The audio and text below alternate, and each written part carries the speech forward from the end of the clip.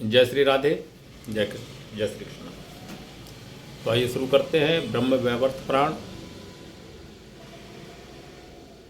का ब्रह्मखंड का प्रथम अध्याय। इसके पूर्व हमने ब्रह्म वैवर्त पुराण का एक परिचय आपको दिया था। तो अभी तक अगर आपने हमारी चैनल को सब्सक्राइब नहीं किया है तो सब्सक्राइब कर लीजिए। ऑल नोटिफिकेशन ऑन का बटन स्विच ऑन कीजिए, ऑल नोटिफिकेशन पर सेट कीजिए, ऑल पर सेट कीजिए। इस माध्यम से हमारी समस्त वीडियो आप तक पहुंचती रहेगी।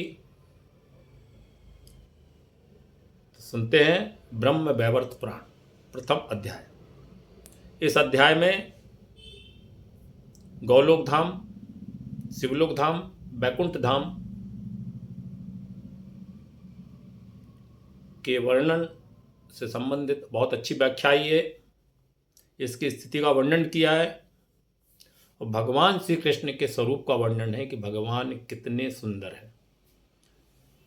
तो सुनिए, शुरू करते हैं कि सौनक जी मुनि ने पूछा, हे सूतनंदन, आपने कौन सा परम अद्भुत, अपूर्व और अभिष्ट पुराण सुना? वह सब विस्तार पूर्वक कहिए। पहले परम उत्तम ब्रह्मखंड की कथा में सुनाइए। अब सौती मुनि सौनक जी के आग्रह पर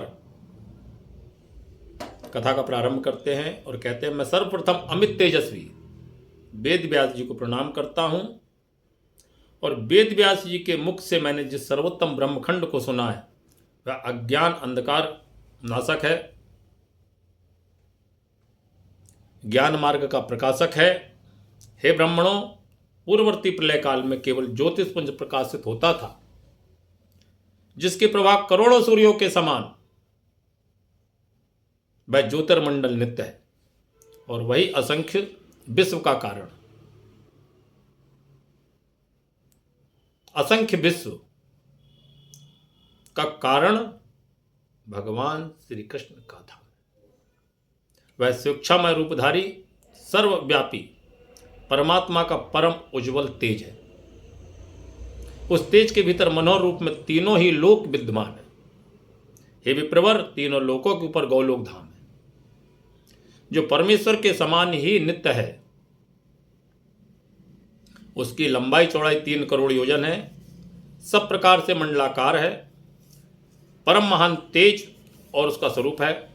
उस चिन्मय लोक की भूमि दिव्य रत्नमयी है और योगियों को स्वप्न में भी उसका दर्शन नहीं होता है, परंतु वैष्णवजन भगवान की कृपा से उसको प्रत्यक्ष देखते रहते हैं। वहां जाते हैं।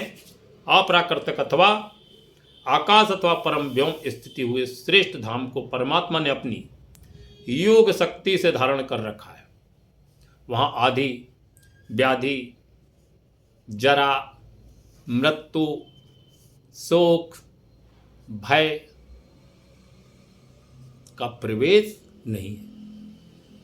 भगवान के धाम में इनका क्या काम? ये चीजें सब मृत्यु लोक में विराजमान होती है। उच्च कोटि के दिव्य रत्नों के द्वारा अनेक भवन वहां बने हुए हैं, जो इस धाम की शोभा को और बढ़ाते हैं। और प्रलय काल में भी वहां पर भगवान श्री कृष्ण रहते हैं और सृष्टि काल में वह गोप गोपियों से भरा रहता है। संसार में जब प्रलय होता है, ब्रह्मा जी की 1 दिन की आयु के बाद, तब भी वह लोक भगवान श्री कृष्ण का गौलोक धाम इस सृष्टि में रहता है।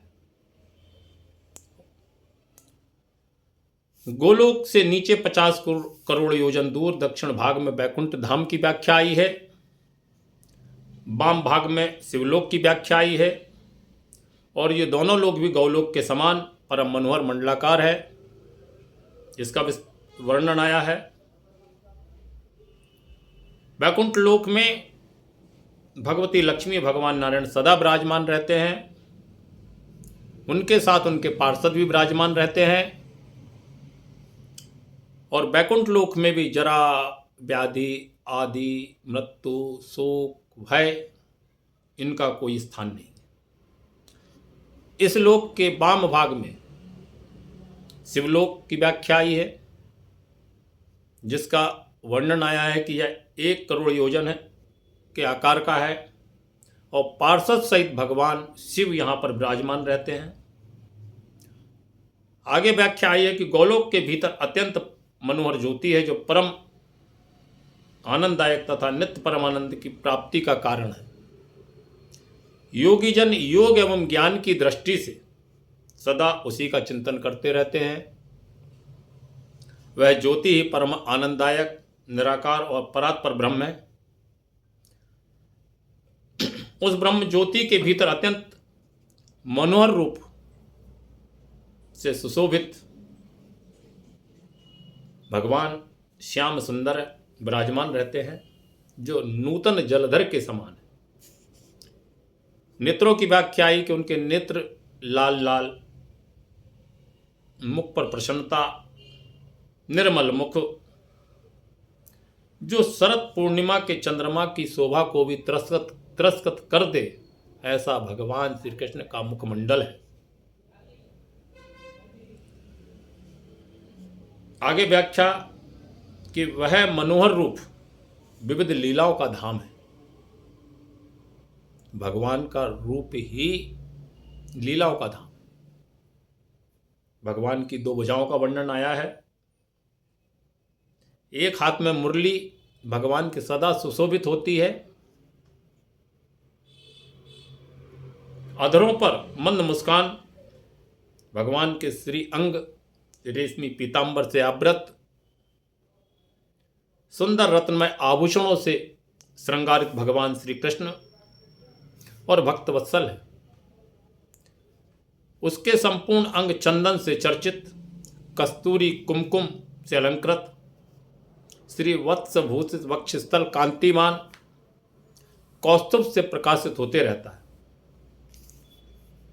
भगवान के मस्तक पर उत्तम रत्नों के सार तत्व से रचित क्रीट मुकुट जगमगाते हैं। वह श्याम सुंदर पुरुष रत्नमय सिंहासन पर आसीन है और आजानुलंबनी वनमाला उनके गले की शोभा बढ़ा रही है। उसी को परब्रह्म, परमात्मा एवं सनातन भगवान कहते हैं। और उन्हीं सनातन भगवान की कथा हम आपके लिए लेकर आए पहली बार सनातन संस्कृति पथ यूट्यूब चैनल के माध्यम से। वे भगवान स्वेच्छामय रूपधारी हैं, सबके आदिकरण, सर्वाधार तथा परात्पर परमात्मा है। उनकी नित्य किशोर अवस्था रहती है। आगे वर्णन में हम देखेंगे और बताएंगे आपको कि भगवान श्री कृष्ण अपने गोलोक धाम में सदा से ही 7 वर्ष की आयु के ही रहते हैं। मतलब गोलोक धाम में भगवान की आयु या उनका जो स्वरूप है वो 7 वर्ष के बालक का है। कुछ संत महात्मा जो गिरिराज जी की परिक्रमा करते हैं, उनके मुख से सुना है कि जिन पूर्व संतों को यहाँ पर भगवान के दर्शन हुए हैं, वह 7 वर्ष के बालक के रूप में ही हुए हैं। तो आगे कथा आई है कि भगवान सदा गोप वेश धारण करते हैं। मतलब गोलोक धाम में भी भगवान गोप का वेश, आभूषण, वस्त्र वैसे ही धारण करते हैं। करोड़ों पूर्ण चंद्रमाओं की शोभा से संपन्न तथा अपने भक्तों पर अनुग्रह करने के लिए श्याम सुंदर सदैव आकुल रहते हैं। वे ही निरीह, निर्विकार, परिपूर्णतम तथा सर्वव्यापी परमेश्वर हैं। वे ही रासमंडल में विराजमान शांतिचित्त परम मनोहर रासेश्वर है। मंगलकारी, मंगल युग, मंगलमय तथा मंगलदाता है। परमानंद के बीज हैं, सत्य, अक्षर और अविनाशी हैं। संपूर्ण सिद्धियों के स्वामी श्री कृष्ण हैं। सर्वसिद्धि स्वरूप तथा सिद्धिदाता है। प्रकृति से परे विराजमान ईश्वर, निर्गुण, नित्य विग्रह, आदि पुरुष और अव्यक्त है। बहुत से नामों द्वारा उन्हीं को पुकारा जाता है। बहुसंख्यक पुरुषों ने विविध स्तोत्रों द्वारा उन्हीं का स्तवन किया है। भगवान श्री कृष्ण सत्य, स्वतंत्र, एक परमात्मा स्वरूप, शांत तथा सबके परम आश्रय है। शांतचित्त वैष्णवजन सदा ऐसे श्री बालकृष्ण लाल जी का ही ध्यान करते रहते हैं। ऐसा उत्कृष्ट रूप धारण करने वाले उन एकमात्र भगवान ने प्रलय काल में दिशाओं और आकाश के साथ संपूर्ण विश्व को शून्य रूप देखा है। तो ब्रह्म वैवर्त पुराण के प्रथम अध्याय का यहां पर समापन होता है। अगले अध्याय को सुनिए हमारी अगली वीडियो में। उसमें हम वर्णन करेंगे, व्याख्या बताएंगे कि भगवान श्री कृष्ण से सृष्टि का आरंभ कैसे हुआ। नारायण, महादेव, ब्रह्मा, धर्म, सरस्वती, महालक्ष्मी और प्रकृति दुर्गा माँ जगदम्बा का प्रादुर्भाव, उत्पत्ति कैसे हुई, इन सब के द्वारा पृथक पृथक भगवान श्री कृष्ण की स्तुति और स्तवन कैसे हुआ। तो भक्तों, यदि आपने हमारे चैनल को सब्सक्राइब नहीं किया है तो सब्सक्राइब कर लीजिए। बहुत जल्दी आ रहे हैं हम ब्रह्म वैवर्त पुराण के साथ, अगले अध्याय के साथ। जय श्री राधे, जय श्री कृष्ण।